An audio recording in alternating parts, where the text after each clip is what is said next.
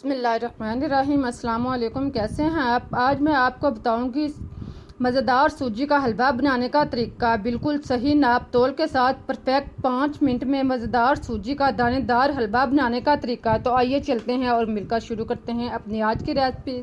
इसके लिए आप चूल्हे पर कढ़ाई, देगची या कोई भी बर्तन जिसमें आपने हलवा बनाना है इसे रखें और फिर आप इसमें 2 चम्मच घी डालकर इसको गर्म कर लें।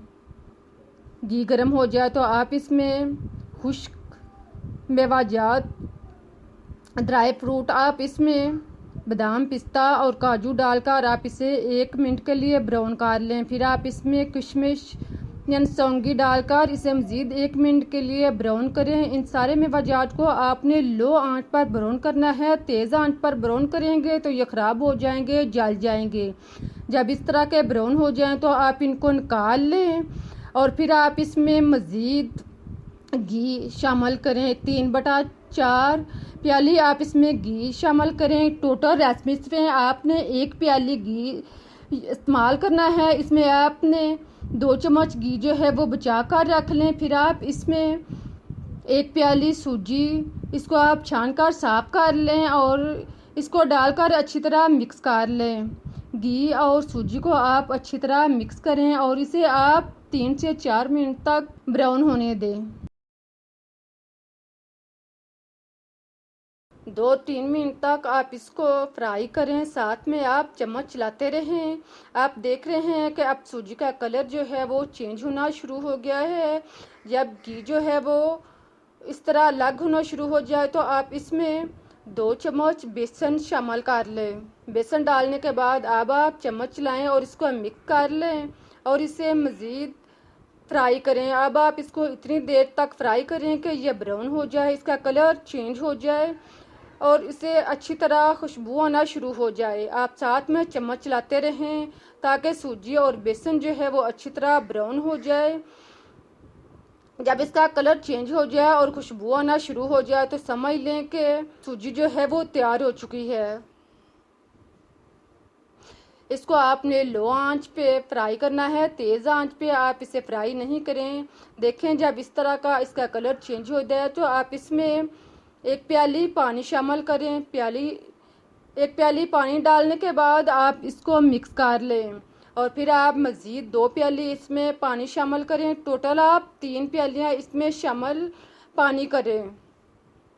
पानी को डालने के बाद आप इसको चम्मच चलाकर अच्छी तरह मिक्स कर लें। देखें आप चम्मच चलाते रहें ताकि इसके अंदर गिल्टियाँ ना बने। इसको आप खूब अच्छी तरह मिक्स कर लें और गाढ़ा होने दें। साथ में आप 1 चम्मच फूड कलर ज़र्दा शामिल कर लें और फिर आप इसमें आधा चम्मच पीसी हुई इलायची डालकर मिक्स कर लें। अब आप चम्मच चलाते रहें और इसको आप गहरा होने तक पकने दें। आप देख रहे हैं कि जैसे जैसे आप चम्मच चला रहे हैं हलवा जो है वो गहरा होना शुरू हो गया है। इस दौरान आप चम्मच जो है वो चलाते रहें ताकि हलवा जो है वो अच्छा और बेहतरीन तैयार हो।